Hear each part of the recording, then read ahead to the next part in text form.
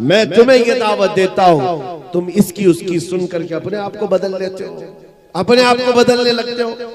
चंद औबाशों के साथ तुम्हारी दोस्ती क्या हो गई, तुमने अपने कपड़े भी बदल लिए, टोपियां भी छुपा ली, दाढ़ियां भी छील कर गटर में डाल दी। तुम्हें पता है तुम्हारी मौत के बाद जनाजे के साथ सिर्फ ये तुम्हारे कब्र तक आ सकते हैं, उसके बाद कोई कब्र में आने वाला नहीं है।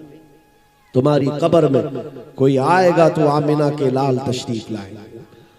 इसलिए आज ले उनकी पनाह, आज मदद मांगो उनसे। कल न मानेंगे, कयामत में अगर मान गया, वहां सब बहुत सारे मानेंगे, लेकिन उस वक्त मानना कोई फायदे का नहीं। आज मानो हुजूर को, आज अपनी ख्वाहिशात के खिलाफ आओ। तुम्हारी ख्वाहिशात ये कहती हैं कि मुझे आराम करना है, सोना है। तुम्हारी ख्वाहिशात हराम का खाने की तरफ जाती हैं, छोड़ दो इन चीजों को, हुजूर की तरफ आओ। कितने नौजवान हैं आज इस जलसे से, या हमारी इस बात को जहां तक पहुंचे, इसको सुन करके ये अहद करें कि मैं कुछ गलत कामों में मसरूफ था, ये मेरी ख्वाहिशात थी, और जब जब ख्वाहिश होती मैं उस गलत काम की तरफ चला जाता। इसी को कुरान कहता है, जो अपनी ख्वाहिश को पूरी करने के चक्कर में चल पड़ता है, गोया कि वो अपनी ख्वाहिशात को माबूद बनाया हुआ है, अपनी ख्वाहिशात की पूजा करता है, इबादत करता है। यहां से निकल आओ, तुम्हारी अपनी ख्वाहिशात के मुताबिक नहीं जीना है। जीना है तो कैसे? ताज शरिया बदर तरीका मुर्शिद गिरामी जाने से पहले ये हमको सिखा करके गए हैं, जिंदगी ये नहीं है किसी की किसी के लिए, जिंदगी है नबी की नबी के लिए। ना समझ मरते हैं जिंदगी के लिए, जीना मरना है सब कुछ नबी के लिए। जीना मरना है सब कुछ नबी के लिए। हुजूर की मोहब्बत में जियो और उनकी ख्वाहिशात के मुताबिक। अच्छा, यहाँ पर उलमा भी हैं, मुफ्तियान इकराम भी हैं, जहां जहां दारुल इफ्ता है इनसे जाकर के पूछो, फतवे लिखते हैं ना, सवालात आते हैं इनके पास, फतवे लिखते हैं। इनसे पूछो सबसे ज्यादा फतवे किस चीज के आते हैं आपके पास, इस्तिफ्ता, और जवाब किस चीज का आप ज्यादा देते हैं? या आपको कहेंगे तलाक के मसले सबसे ज्यादा होते हैं, तलाक के, इद्दत के, निकाह के, खुला के, यही मसले सबसे ज्यादा दारुल इफ्ताओं में। मैं आपसे बताता हूं, ये उलमा, ये मुफ्तियान कराम सिर्फ तलाक, इद्दत, खुला के लिए ही है। ऐ नौजवानों, कभी तुमने जाकर किसी आलिम से ये पूछा कि मैं अपने नबी से बहुत मोहब्बत करता हूं, मुझे ये तो बताएं हुजूर ने शादी कैसे फरमाई थी, हुजूर पाक सल्लल्लाहु अलैहि वसल्लम ने निकाह कैसे किया, मैं चाहता हूं वैसे निकाह करूं। कभी आकर के ये पूछते हो, मेरे घर में बच्चे की विलादत हुई, जब नबी पाक के घर में भी बच्चे की विलादत हुई थी तो मेरे आका ने क्या किया था ताकि मैं भी वैसा करूं। तुम्हें इस चीज जो मोहब्बत करता है वो ढूंढ ढूंढ करके अमल करता है अपने अदाओं पर। बुजुर्ग है वो फरमाते हैं, तरबूज क्या कहते हैं, तरबूज हमारे में कलिंग, कलिंग तरबूज लाल होता है अंदर वाला। बुजुर्ग रोज देखते थे, खाने की ख्वाहिश भी थी, खाते नहीं थे। शागिर्दों ने पूछा, हुजूर आप ये खाते क्यों नहीं?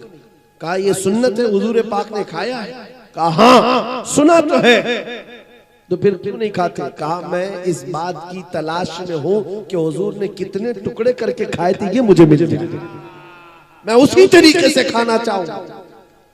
उन लोगों का हाल ये था कि वो ढूंढ ढूंढ करके हुजूर की सुन्नतों पर अमल करते हैं, और आज चुन चुन करके तुम निकालना चाहते हो।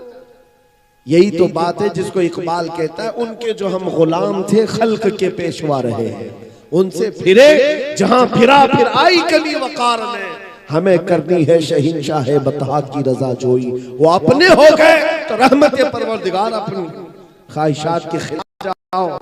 आपको पता है कौन सी ऐसी माँ है जो अपने बच्चे को दूर कर सकती?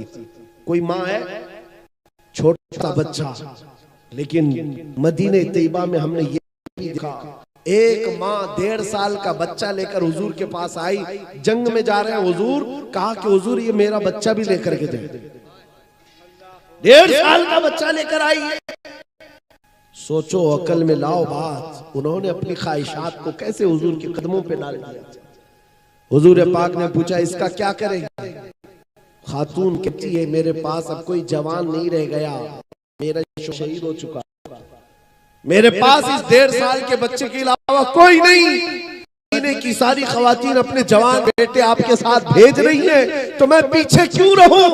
यही बच्चा लेकर के आई। मुझे पता है मेरे आका, मेरा बेटा तीर तलवार चला तो नहीं सकता, आप किसी मुजाहिद सहाबी के हाथ में इसको दे दे, जब दुश्मनों की तरफ से तीर चले मेरा बच्चा ढाल के काम आ सकता। तीरों से बचने के लिए मेरा बच्चा ढाल के काम आ सकता है, इसको ले जाएं। मेरे अजीजों, ये उनकी ख्वाहिशात, हुजूर के कदमों में हर चीज निछावर करना है। एक उहद के मैदान में एक खातून ऐसी है जिसके 4 रिश्तेदार शहीद हो गए थे, बाप भी, बेटा भी, शोहर भी, भाई भी। एक घर में एक जनाजा हो, औरतों का हाल बुरा हो जाता है। शोहर किसी औरत का इंतकाल कर जाए तो औरत तो आपे में नहीं रहती, काबू में नहीं रहती, लेकिन वो मदीने की खातून है, बेटा भी शहीद हुआ, बाप भी, शोहर भी। लोगों ने जब कहा तुम्हारे ये 4 लोग शहीद हो गए, वो खातून कहती है पहले ये तो बताओ आमिना के लाल सलामत है कि नहीं?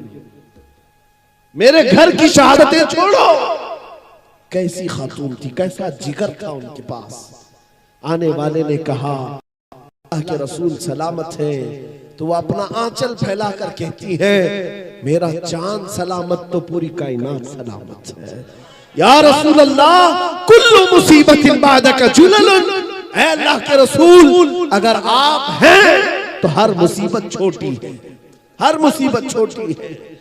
उन सहाबा रिज़वानुल्लाह ताला अलैहिम अजमईन ने अपनी ख्वाहिशात को हुजूर के कदमों पर कुर्बान कर दिया, निछावर कर दिया, तब तो जाकर के वो औजे सुरैया पर पहुंचे।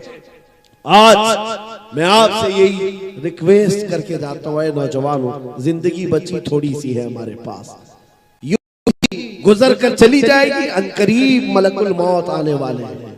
तुम्हें पता है, एक मैं अभी किताब में पढ़ रहा था, कभी कभार तुम्हें झुरझुरी आती है ना बदन पर, कभी आती है अचानक कपकपी जैसी आ जाती है, कभी कभार आती है बदन में, क्यों आती है? बुजुर्गों ने लिखा है कि जब मलकुल मौत हर घर पर आते हैं, रोजाना हर घर पर आते हैं, एक बार तुम सबको, हम सबको देख करके जाते हैं, और जिसकी मौत आने वाली होती है उसको 3 बार देखते हैं, और जब उनकी नजरें तेज पड़ती हैं तो बदन में झुरझुरी आती है। तुम्हें अंदाजा भी नहीं कितनी मर्तबा ऐसा हुआ है। ये इस बात की अलामत है कि मौत आने वाली है, मौत आने वाली है। मेरे अजीजों, इस दुनिया में बासा बड़ा ताकतवर हमेशा के लिए नहीं आया। अल्लाह के नबियों के लिए भी, अल्लाह के रसूलों के लिए भी हमेशा की जिंदगी नहीं दी गई। मौत अल्लाह का वादा है, ये अनकरीब आने वाला है। हम इस दुनिया के सारे मेले को छोड़कर चले जाएंगे, इसके लिए आओ अपनी ख्वाहिशात से जीकर कितने दिन जी लेंगे? 80 साल, 100 साल, उसके बाद क्या होगा? उसके बाद क्या होगा? ये गुनाहों की लज्जत बहुत छोटी सी है, ये खुजली की तरह है, खुजाते रहते तो अच्छा लगता है, छोड़ दो तो जलन होती है। गुनाहों की लज्जत थोड़ी देर की है, आ जाए हम बदल डालें, गाने सुनने की आदत खत्म कर देंगे। कोई नौजवान आज से गाने नहीं सुनेगा इंशाल्लाह, ये वादा करते हैं ना इंशाल्लाह। ये जलसे का ये मैसेज है, कोई गाना नहीं सुनेगा। टाइम पास के लिए लोग सोचते हैं गाना लगा करके बैठेंगे, टाइम पास के लिए गाने लगाते हो। तुम्हें पता है मुहद्दिसीन फरमाते हैं जो कसरत से गाना सुनता है उसके दिल में निफाक आता है, वो जिना की तरफ जाता है। सलमान अजहरी के इस बयान पर आपकी क्या राय है? आप कमेंट बॉक्स में अपनी राय जरूर दें।